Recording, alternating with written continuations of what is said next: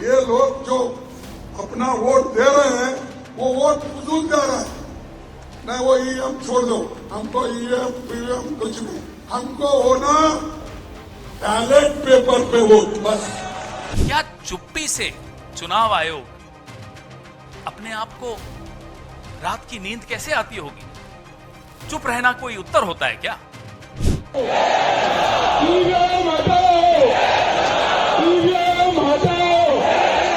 आपने हमने देखा कि समाजवादी पार्टी के वोटर्स को वोट नहीं डालने दिया, उनका कहां वोट पड़ पाया? क्या ये संविधान हमें ये रास्ता दिखाता है कि आप वोट छीन सकते हैं किसी का? इलेक्शन कमीशन जो कॉन्स्टिट्यूशनल बॉडी है जिसको शिकायत की गई उसके बाद भी क्या कार्रवाई हुई?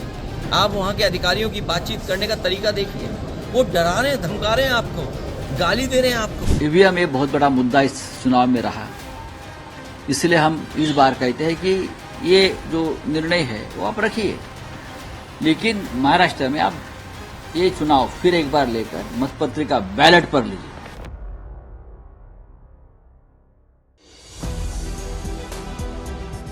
नमस्कार, आप देख रहे हैं 4 PM। मैं हूं आपके साथ सिमरन। तो अब क्या मान लिया जाए कि ईवीएम के खिलाफ जो चिंगारी देश के एक तबके को छोड़कर के अन्य नागरिकों में सुलग रही थी, वो अब हरियाणा और महाराष्ट्र के चुनाव नतीजों के बाद से भयंकर आग बन के उभरने वाली है। दबी जुबान से अब तक ईवीएम को लेकर के जो आवाज धीरे धीरे उठ रही थी, जो विपक्ष इस मामले को लेकर के आश्वस्त तो था लेकिन खुलकर कभी भी सामने नहीं आया, लेकिन अब शायद उन्हें भी लग रहा है कि आम जनता के हक पर डाका डाला जा रहा है। वोट हमारा राज तुम्हारा जैसे नारे अब आवाम में गूंजने लगे हैं। ईवीएम को लेकर के दिल्ली में अब आवाज तेज हो गई है और यही नहीं, अब इस पर शीर्ष नेता भी मोर्चा लेने का आगाज आज कर दिया है। दरअसल हरियाणा और महाराष्ट्र चुनाव के जो नतीजे आए हैं उसके बाद से नेताओं को लेकर के संशय है। अब तक दबी जुबान से लोग इसका विरोध कर रहे थे। कांग्रेस के कुछ नेताओं ने इन नतीजों पर असहमति जताई। पहले हरियाणा चुनाव में जिस तरह से कांग्रेस की लहर दिखी थी और एग्जिट पोल में जो नतीजे आए उससे ये लगा कि हरियाणा में कांग्रेस के तगड़े बहुमत के साथ सरकार आने जा रही है, लेकिन जब नतीजे आए तो बिल्कुल ही उलट आए। हरियाणा में बीजेपी की बहुमत की सरकार आई। इसके बाद महाराष्ट्र चुनाव में भी कुछ ऐसा ही हुआ, जहां महाराष्ट्र में महायुति को लेकर के लोगों में नाराजगी तेज थी। वहां बीजेपी का इतना बहुमत आया कि तमाम राजनीतिक विश्लेषकों, सर्वे एजेंसियां, पत्रकारों सबके अनुमान धरे के धरे रह गए और नतीजा बीजेपी के पक्ष में आया। महाराष्ट्र में जैसे ही नतीजे बीजेपी के पक्ष में आए उसके बाद से ही शिवसेना और कांग्रेस के नेताओं समेत तमाम राजनीतिक दलों के लोगों ने इसका पुरजोर विरोध कर दिया। कांग्रेस और शिवसेना उद्धव गुट के लोगों ने तो खुल करके बोलना शुरू कर दिया कि ये कैसे हो सकता है। संजय राउत ने तो यहाँ तक कह दिया कि जिस बीजेपी ने महाराष्ट्र का सारा उद्योग गुजरात पहुंचा दिया, उसे जनता कैसे वोट दे सकती है। ये नतीजे हजम करने वाले नहीं है। पहले कांग्रेस प्रवक्ता पवन खेड़ा को सुनिए, फिर संजय राउत को सुनिए। आगे आपको बताएंगे कि आज इस मामले में राहुल गांधी और मल्लिकार्जुन खड़गे ने क्या कुछ कहा। 5 साल पहले कभी आपके पास ये मुद्दा भी सामने आया था कि ये परसेंटेज कैसे बढ़ रहा है चुनाव खत्म होने के बाद? रोज हर चुनाव के बाद और काउंटिंग से पहले कहीं ना कहीं आपके ही चैनल्स पे, सोशल मीडिया हैंडल्स पे ये खबरें चलाई जाती हैं, दिखती हैं, वीडियोस दिखाई देते हैं कि बीजेपी के नेता की गाड़ी में ईवीएम मशीन मिली कल नागपुर में, कल रात को, परसों। कोई जवाब नहीं। क्या चुप्पी से चुनाव आयोग अपने आप को रात की नींद कैसे आती होगी? इन लोग चुप रहना कोई उत्तर होता है क्या?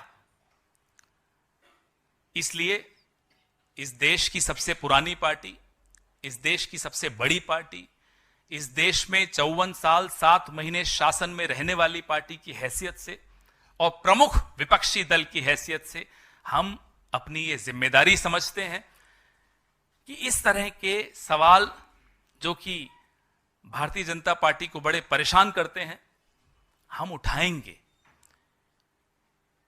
क्योंकि हमें आने वाली पीढ़ियों की चिंता है, हमें लोकतंत्र की चिंता है, हमें इस देश में पारदर्शी चुनाव करवाने की जिम्मेदारी हम अपनी भी मानते हैं।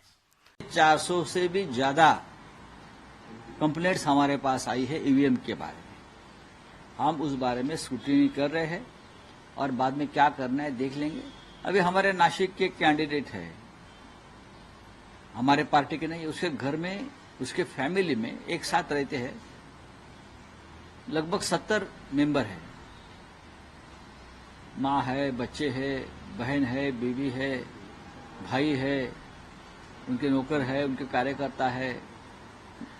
65 लोगों का एक फैमिली है, उनको 4 वोट पड़े हैं। वो ऐसा कैसा हो सकता है? ऐसी बहुत जगह से हमको कंप्लेंट्स आई है और ईवीएम एक बहुत बड़ा मुद्दा इस चुनाव में रहा।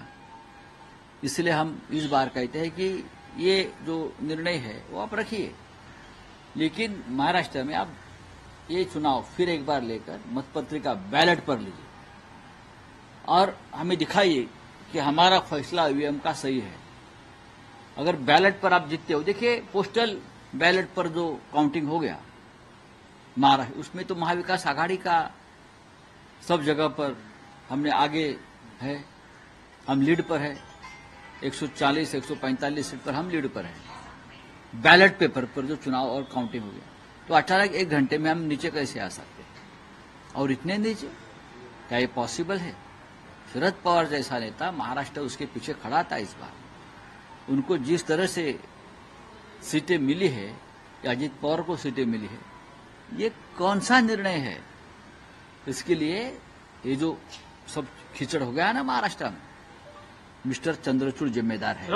सुना आपने कांग्रेस नेता पवन खेड़ा और शिवसेना के संजय राउत को। तो ये चुनाव के बाद कांग्रेस और शिवसेना का स्टैंड था, लेकिन असल खेला तो अब शुरू हुआ, जो बीजेपी के लिए अब चिंता का विषय बना हो, क्योंकि दिल्ली से आम जनता की जो हुंकार उठी है उसको आपको सुनना ही चाहिए और समझना चाहिए, क्योंकि ये शोर अब मात्र दिल्ली तक नहीं रहेगा, ये आवाज अब आगे और बुलंद होगी। क्योंकि आज संविधान दिवस पर कांग्रेस अध्यक्ष मल्लिकार्जुन खड़गे और राहुल गांधी ने जो ईवीएम को लेकर के बात कही है और जो विपक्ष के तमाम नेताओं को इस मुहिम में जोड़ने का जो ऐलान कर दिया है, वो बीजेपी के लिए अब परेशानी का सबब बनने वाला है। पहले आप जनता की ये हुंकार सुनिए।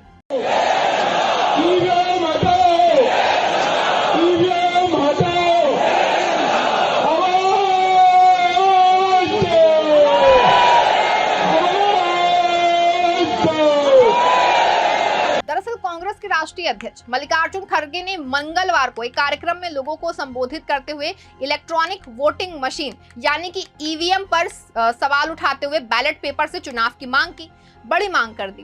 कांग्रेस अध्यक्ष मल्लिकार्जुन खड़गे ने कहा कि मैं जो कहना चाहता हूं उसे हमारे विपक्ष के नेता राहुल गांधी भी मानते हैं। जितनी भी शक्ति लगा करके एससी, एसटी, ओबीसी, गरीब तबके के लोग, छोटे समुदाय के लोग जो अपना वोट दे रहे हैं, वो वोट फिजूल जा रहा है। हमको ईवीएम नहीं चाहिए, बैलेट पेपर से वोटिंग होनी चाहिए।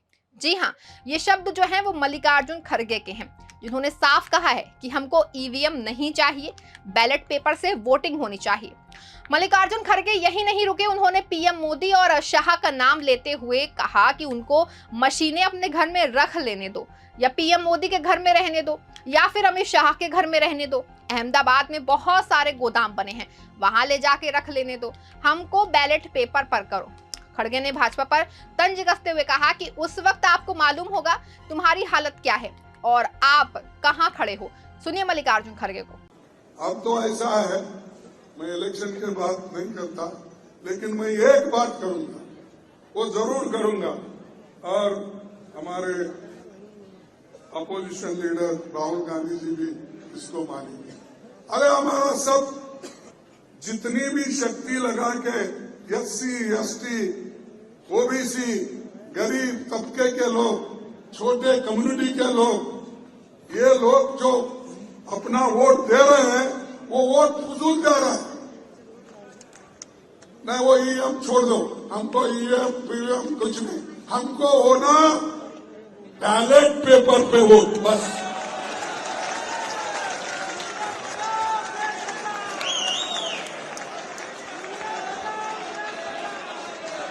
उनको वो मशीन उनके घर में तो रख लेने दो, या मोदी साहब के घर में रहने दो, या शाह के घर में रहने दो। अगर किसी गोडाउन में, अहमदाबाद में बहुत से गोडाउन बने, वहां ले जाके रख लेने दो, हमको बस पेपर पे करो। और आपको मालूम होगा उस वक्त तुम्हारी हालत क्या है, कहां खड़े हो उस वक्त आपको मालूम होगा।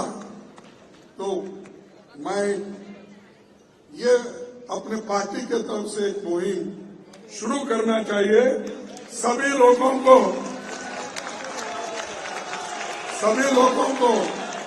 कहना चाहिए, सभी पार्टियों को भी हम कहेंगे और राहुल गांधी जी के नेतृत्व में जैसा भारत जोड़ो यात्रा निकाले वैसा ही ये बैलेट पेपर हमको चाहिए।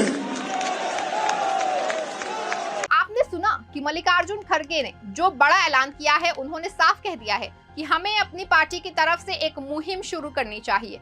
सभी लोगों को कहना चाहिए, सभी पार्टियों से हम कहेंगे और राहुल गांधी के नेतृत्व में जैसे भारत जोड़ो यात्रा निकली थी वैसे ही बैलेट पेपर से चुनाव के लिए एक देशव्यापी अभियान चलाया जाए। मल्लिकार्जुन खड़गे की बात को आगे बढ़ाते हुए कांग्रेस के राज्यसभा सांसद और देश के मशहूर शायर इमरान प्रतापगढ़ी ने भी ऐसी बात कह दी कि चुनाव आयोग समेत बीजेपी को भी चुभेगी। सुनिए सांसद इमरान प्रतापगढ़ी को। बिल्कुल कहा है उन्होंने, जब इस देश में एक बड़े तबके का, एक बड़े मतदाताओं का विश्वास जो है वो ईवीएम से उठने लगे, चुनावी प्रक्रिया से उठने लगे, ऐसे में अगर अपोजिशन ये कह रहा है कि आप ईवीएम से के बजाय बैलेट पेपर की तरफ लौटिए, बैलेट पेपर से चुनाव कराइए, तो चुनाव आयोग को सुनना चाहिए इस बात को। और खड़गे जी ने इस बात पर खुल के एक सुझाव दिया है और खड़गे जी देश के वरिष्ठ नेता हैं, 50 वर्षों का उनका राजनीतिक इतिहास है और उन्होंने कोई बात कही है तो देश के चुनाव आयोग को, सरकार को ध्यान देना चाहिए। यही नहीं, जब से यूपी में उपचुनाव शुरू हुआ है, सपा अध्यक्ष अखिलेश यादव लगातार चुनाव आयोग समेत यूपी की बीजेपी सरकार पर बड़े और गंभीर आरोप लगाए। यही नहीं, अखिलेश यादव ने चुनाव आयोग को मुस्लिम मतदाताओं के नाम कटवाने का आरोप लगाया था। चुनाव आयोग ने अखिलेश से इस मामले में जवाब भी मांगा था। अखिलेश ने पूरे सबूत के साथ चुनाव आयोग को जवाब दिया था, लेकिन उसके बाद चुनाव आयोग ने उस पर क्या कार्रवाई की, इसका जवाब चुनाव आयोग ने आज तक नहीं दिया है। वोट लूटा गया हो, आपने हमने देखा कि समाजवादी पार्टी के वोटर्स को वोट नहीं डालने दिया, उनका कहां वोट पड़ पाया? क्या ये संविधान हमें ये रास्ता दिखाता है कि आप वोट छीन सकते हैं किसी का? इलेक्शन कमीशन जो कॉन्स्टिट्यूशनल बॉडी है जिसको शिकायत की गई, उसके बाद भी क्या कार्रवाई हुई? आप वहां के अधिकारियों की बातचीत करने का तरीका देखिए, वो डरा रहे हैं, धमका रहे हैं आपको, गाली दे रहे हैं आपको। और ये तो अभी वीडियो आए हैं, चुनाव से पहले भी आपने चुनाव के बीच में भी देखा होगा। कल का नीचे कर लो। क्या एक महिला जो वोट डालना चाहती है तो उसको रिवॉल्वर से आप रोकेंगे? यही संविधान का उत्सव होगा क्या? तो इसीलिए हमारा विरोध है इस बात का। उत्सव तब बन सकता है जब संविधान के सच्चे रास्ते पर चलें, सच्चे समाजवादी ही संविधानवादी हैं। इस खबर में फिलहाल बस इतना ही। ऐसी तमाम राजनीतिक खबरों के लिए बने रहें और जुड़े रहें 4PM के साथ। धन्यवाद।